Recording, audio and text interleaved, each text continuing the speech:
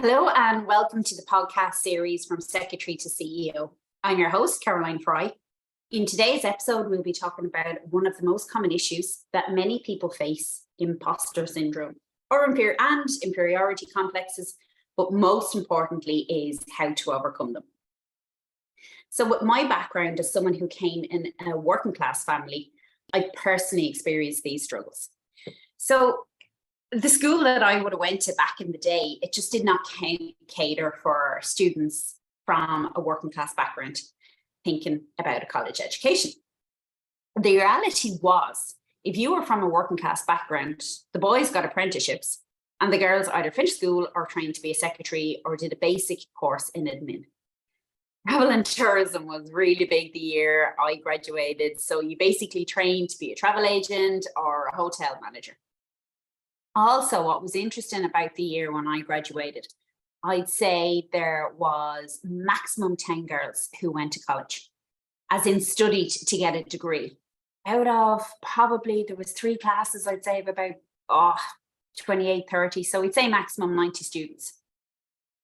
And the rest of us girls either finished our education journey there and then, or we went into what we called a further education course. So i.e. you learned either how to be a secretary or, a travel agent or something like that. So for me, I chose the further education route and I did a business course and I learned the computer, as my parents called it then, and how to type actually on an old-fashioned typewriter. It was amazing. I can still remember the ASDF semicolon LKJ. I remember the pain in my little fingers when they got caught behind got caught in between the keys. And then I also remember when we were learning how to center a document, talk about things you take for granted. That when we were typing a letter, if you wanted to do the subject and center, you had to add up all the characters in that sentence and space it and trigger it out. So it was like this mad maths equation just to press center. So when I was doing that, I was typing away on the old typewriter for about 4 months. And then after Christmas, whatever, we were introduced to Microsoft Word, and lo and behold, the center button. When I say it was mind-blowing, it was. So I went obviously on with the secretarial course. And then basically did that. Probably all these courses were about 8 or 9 months long. So finished that and I got a permanent job. And I suppose that's where I started my career as a secretary. So I went to work at the age of 18, nearly 19. And my first job was in the Institute of Certified Public Accountants in Ireland. And at the time, it was located in Ely Place, Dublin 2. And I'm from Dublin originally, and I'm a Northsider Dub. So for us, when I was saying I was going to work in Dublin 2, I was really going to work in the posh side of Dublin. So I went in there as a secretary. And this was probably the first time that I was exposed to different classes of people, or really my first introduction to educated people. All the secretaries and the admin team, we were based in this first floor of this big Georgian building. And the executives and the more senior team were further up the house. And I remember being in awe of my first boss. She was female, she was gorgeous. She was in her late 20s, she had a college degree, and she owned her own apartment. And this was absolutely a foreign concept to me. I genuinely had not seen a real life scenario of a girl boss who owned her own apartment, college educated. And I think even at the time, mid-90s, she was even living with her boyfriend. So I think it would be fair to say that something inside me sparked then or changed. I really wanted to be her. I wanted to buy my own apartment. I wanted the car. I just wanted more for myself. But then reality, I was here and I was just a secretary. And secretaries can't do this. So I really struggled with this concept. I wanted more for myself, but there was this limiting belief that I could not have it. I had my place in society, which did not equate to being the girl boss, having her own apartment. It really was fair to say that there was a big gap I had to overcome to get me where I wanted to be from where I was then. But this niggling thought would not go away. So I was working away in CPA. I was, doing all the admin, really enjoying it, and I was good at my job.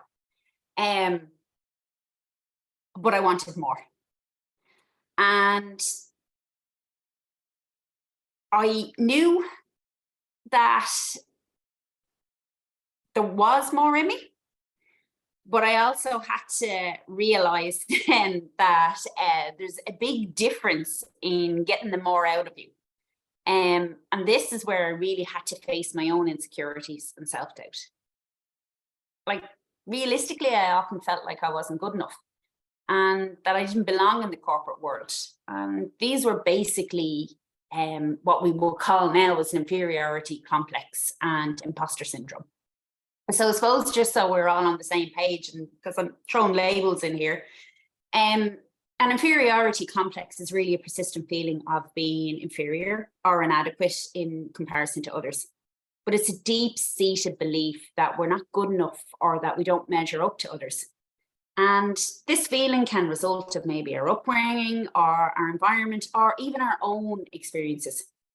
So for me, this is really where I felt my lack of a proper college education, because I managed to associate that these college educations really was the only way to get my dreams or actually get what I wanted out of life. So then that thought then really led me on to imposter syndrome. So on one hand, I had this inferior, over my lack of education. And then on the other hand, there was this fear of being exposed as a fraud or not being good enough. I had this feeling that I did not deserve success, or who was I to want more out of life? It was like this dirty little secret that was going to be exposed one day. It was crazy, the thoughts that I had going on around in my head. I'd flip from, I want more out of life, this is not fair, I want this, I'm going to get this. But then I'd flip back to, what was I even thinking, even pursuing these ideas? Like, I'm an uneducated secretary. It was crazy. But the reality was, this thought of wanting more out of my life would not go away. So the first thing I did was qualify as an accountant technician.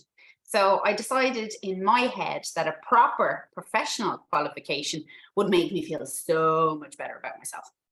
So flash forward to when I was 21, I qualified as an accountant technician. I'd worked in CPA for about 18 months, really, really enjoyed it, but I wanted to be an accountant technician and there was no role at that time. So I left to get experience in accountancy so I could qualify. So while I was in CPA, I learned that I was good at my job and I had a really, really good work ethic. I just rolled up my sleeves. I got the job done. I made the tea, basically did what I was asked, but more importantly, did it without any guff, or just got on and did it in good grace. I went then on to Servicer, and that was in the airport, literally 5 minutes from where I lived. So I had gone from getting a bus, then maybe the bus stop there at Eden Keys, or I had to belt it up then. It was a good 25-30 minute walk up to where Eli Place was. So I went from that to my dad dropping me. It was great, the joys of the ESB. So he was working in Swords at the time, so he was able to basically drop me off at the airport. And then if his day finished early, 9 times out of 10, he was able to pick me up. It was brilliant. But at the time, Service, they were actually only offering a 3-month contract. And the guy who was interviewing me basically said to me, he was just like, "Are you mad? This is only a 3-month contract. You're leaving a full-time position for this." And I said, "But I need to qualify. If I didn't have my 3 months accountancy experience at the time, I wouldn't have been able to qualify. So the 2 years I put into qualifying would have been a waste." So I said to him, I said, "Yeah, it is a bit mad, but I know it's going to lead to more because I'm good. Like, I will be good for your team." And it did. So I was working there for well over a year. I absolutely loved it and was progressing well. More and more duties were being handed over to me. They were talking about possibly putting me down the SEMA route. They thought I'd make a very good management accountant. And then out of the blue, I got a phone call from my own boss, seeing would I come back to CPA that a role had become vacant as his PA. And basically, he'd like me to fill it. So this was a huge step up for me. And if I wanted to, I would actually even get accounts. I get experience working in the accounts department only if I wanted. So this was a big promotion, a big increase in salary. And I was also physically moving higher up in the building. So I love that. I have to say, I absolutely love that. I loved working with Eamon Siggins. If he's still the CPE, still actually chief executive of CPA today, but I loved it. So I stayed there for the next 10 years. And all the while, though, I still felt I had this sturdy little secret that because I did not go to college, so I wasn't educated enough. So what I did then to fill that void was I spent the next 10 years doing, oh my God, I did certificates, I did diplomas, I did degrees, I did every soft skill going, all of these at night. And I was, basically going through all of these while all of these courses, working 9 to 5:30 or whatever it was. I was doing all these courses at night just so I could basically feel good enough about myself. What I did not realize was because I never went to college to get the degree straight after school. I managed to let a thought sink in that now I was in the corporate world, I didn't really feel educated enough and I didn't really belong there. So, despite all of these feelings, I did manage to go out and get a mortgage and to buy my own apartment. There's actually a very funny story about that, but I think that could be a separate podcast on its own. My poor dad, I broke his heart. He couldn't understand why I wanted to buy an apartment on my own. I had just come out of a long-term relationship.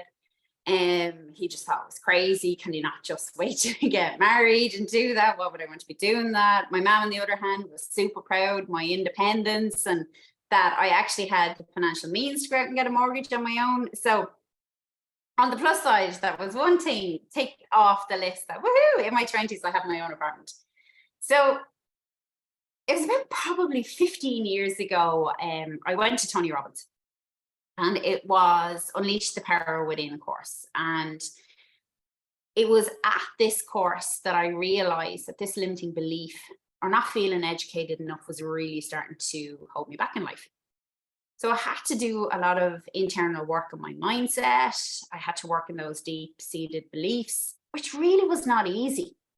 And I had to learn the hard way the importance of self-validation and self-worth, that you can't rely on others to validate you. If you can't validate your own importance in life, you really are fighting a losing battle. So this really was a struggle for me.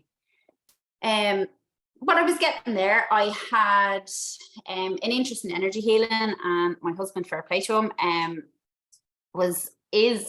is also very open and really, really into his own personal development. So I really started to get in touch with my energetic side. Like I was training in Reiki, I was training in all these other energy skills that was really, really helping me to connect with me and to find my purpose and to find my value. So I was still doing all this. I was still in CPA. So while I was there was a promotion that I wanted to go for. And really, I was more than qualified. It was in our membership department. I had a very good relationship with a good few of our members. And more importantly, I was there 10 years, so I could literally do this job in my sleep. But I was refused the job. And not because I was not good enough, but because now I didn't have a proper degree. Apparently, it wasn't good enough, getting educated at night. Really, I should have gone straight after school and gone and got myself a proper degree. And really, just to add to the indignity, the director who was interviewing at the time, not my boss, the director that was interviewing at the time gave it to his son's girlfriend, fresh out of Smurfit Business School. No business school, no business experience. And I wiped the floor with her in terms of experience. And it really was after going through this, I was like, nah, enough is enough. And yeah, I had a great salary. I had a secure job. I had, I was now paying a mortgage now. So I had all that. But it just sickened me. It really and truly, it sickened me. And it sickened me for a few reasons. It was like, when are you ever going to feel good enough? Why are you waiting on somebody again to externally validate that you are good enough? You knew you were good enough for this job. You are good enough for this job. So I left. So it was, again, a bit crazy. At the time, we were starting to become into a bit of a recession. It wasn't as bad as possibly the start of it. So it was a big risk, like paying a mortgage on my own. And really, the next few years were a bit bumpy, to say the least. When I left CPA, I went and I worked for this crazy accountant. Then he was just mental. He was crazy. It was great. More experience of probably dealing with an entrepreneur, really, was what that was. And the ups and downs, but I liked structure. So then I went and I got another job, but they were badly affected by the downturn. And I was put into a different department, and I really, really clashed personality-wise with one of the owners. So he fired me. So that was great. I remember literally the month I turned 30, or the week I turned 30, I remember crashing my car, which was fine. I'm just being dramatic here, on the red car roundabout, and got fired. I was like, oh my God, seriously.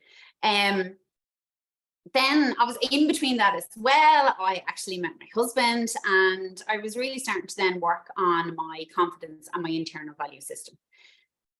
As I said, I was working through the spiritual side of things. So I was training in Reiki and the angelic healing and mediumship and all of that. So I absolutely loved that. So although I was fired, although it was a bit crazy, I was actually building a fairly strong and resilient foundation for myself.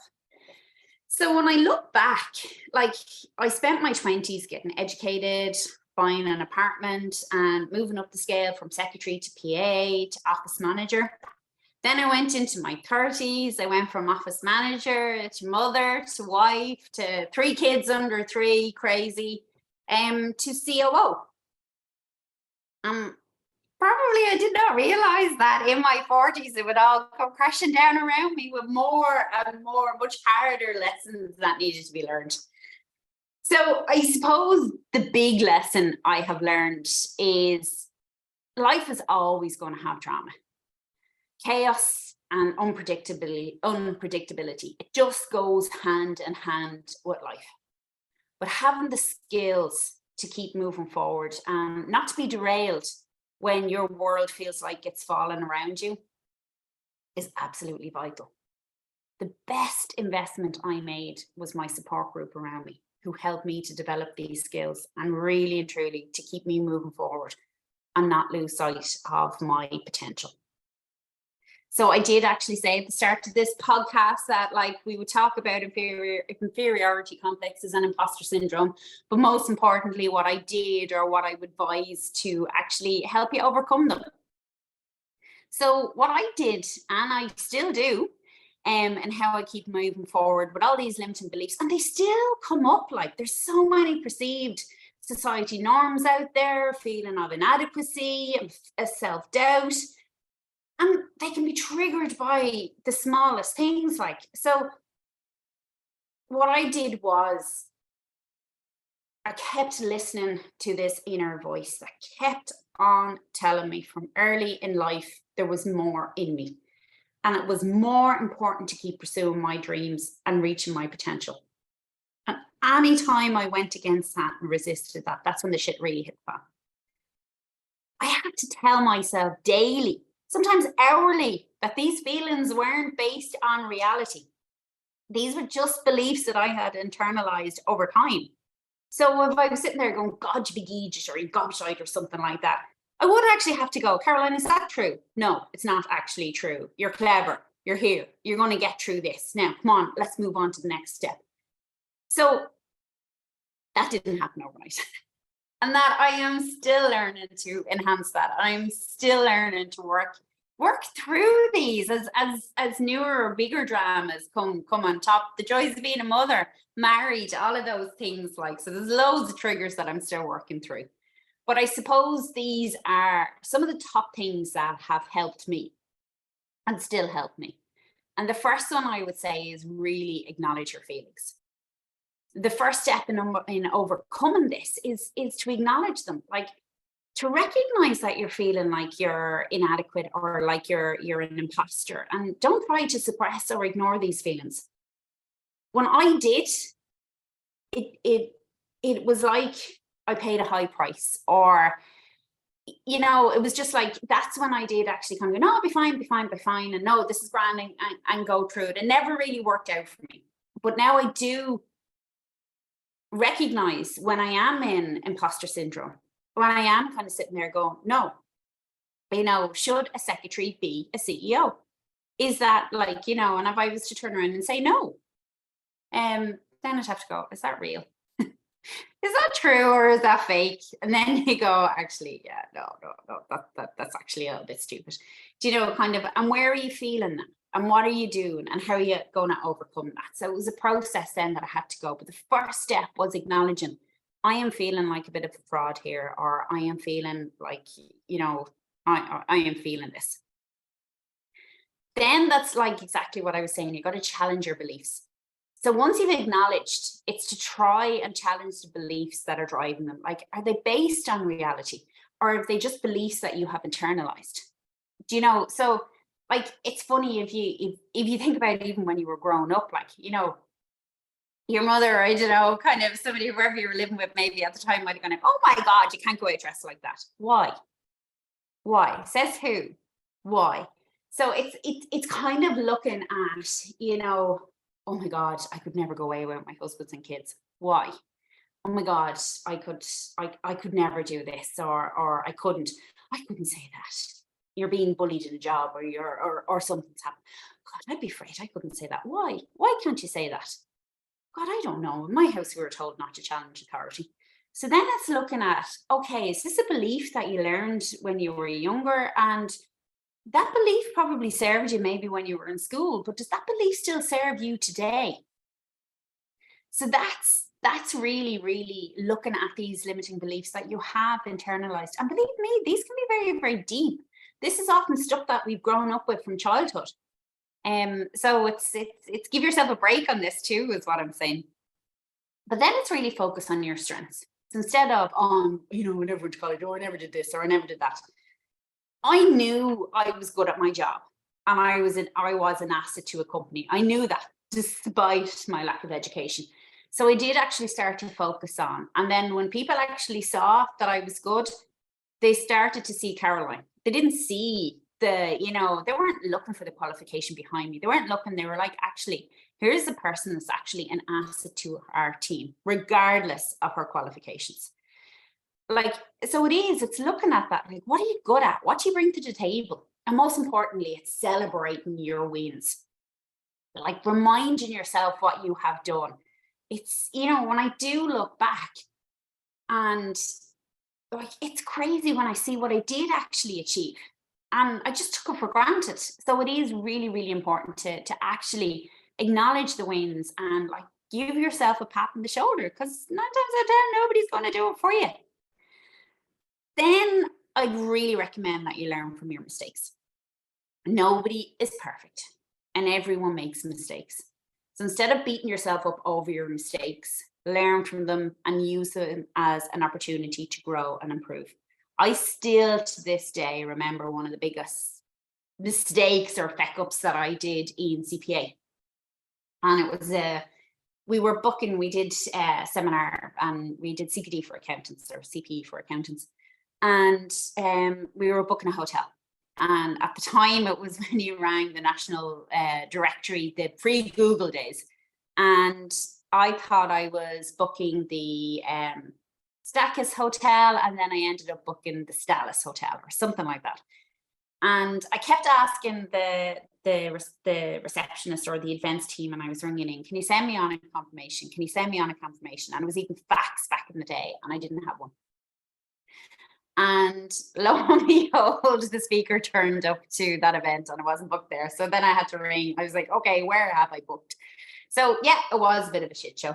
Lucky enough, it was the speaker was on the ball and turned up about 3 hours earlier. I didn't have too many people booked in for the event, so we were able to ring and contact everybody. And actually, get everybody there. So really only 1 or 2 people turned up, and we compensated them.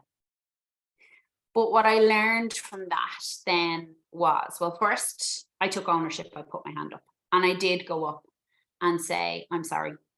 I did not realize I was booking that and I should have got the booking confirmation. So I didn't try hide behind it, because what was the point?